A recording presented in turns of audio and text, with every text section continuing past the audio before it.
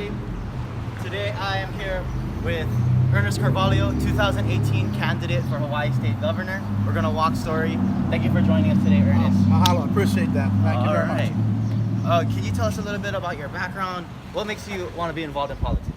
Well, as far as my background goes, my family's originally from the Big Island, from the Kohala area, Hawaii and North Kohala. But I grew up in Honolulu, in Kalihi, in the housing projects. Yeah? Kaumano, went to Kalihi, Kalakaua, Farrington.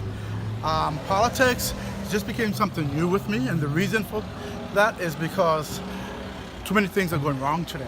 Our state is very sick. It's not taking care of our people, and our people are suffering.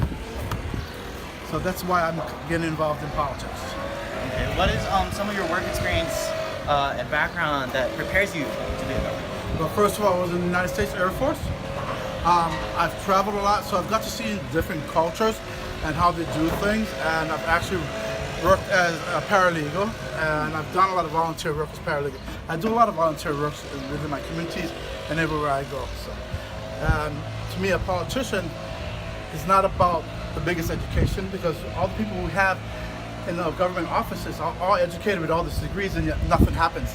Our people are still homeless. There is no affordable housing.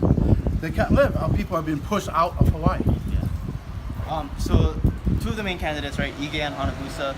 Well, how would you distinguish yourself from them? What's the difference? What makes you a better person for the job? Both Ige and Hanabusa are candidates that are for the special interest groups, the lobbyists, and the corporation. I am a candidate that is for the people, to work for the people, to give the government back to the people. I'm a candidate that is concerned about the people, to make sure that the people can afford to be able to live in their own homes. No one should ever have to leave their islands because they cannot afford to live here anymore, because we're selling out our lands to special interest groups, corporations, and lobbyists. All right.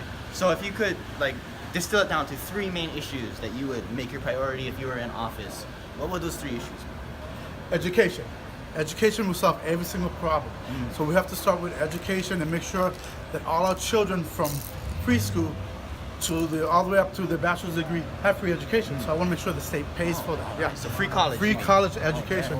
Definitely. We have to make sure that our children are able to compete with all the children around the road.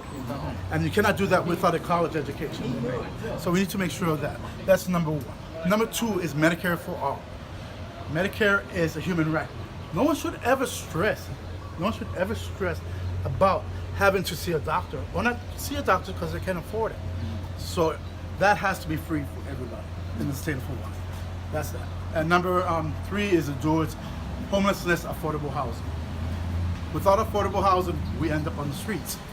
Too many people end up on the streets, and so they become homeless. And most of the people that are homeless are our native Hawaiians, because they can afford it.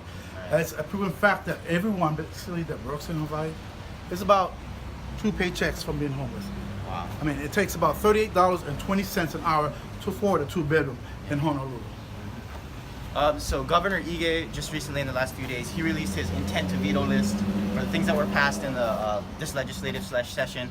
What are your thoughts on that? And specifically, one of the things that he passed was one of the things he wants to veto is a bill that would make medical marijuana able to be prescribed for opioid addiction. So what are your thoughts on that and any other veto? Okay. Bills? I have a lot of disagreements with Governor Ige. I do know him, he's a very nice person. But as far as the medical marijuana goes, I disagree with them on the veto for that.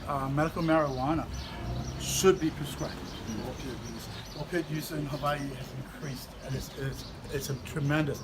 And too many people are getting killed because of this. Right. So I don't agree with his veto on that. So, and as far as the others, I have no problem with that.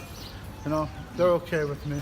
Okay, so that's something that a few of the other candidates we've been talking to lately have been talking about, which is recreational marijuana. What are your stances on that?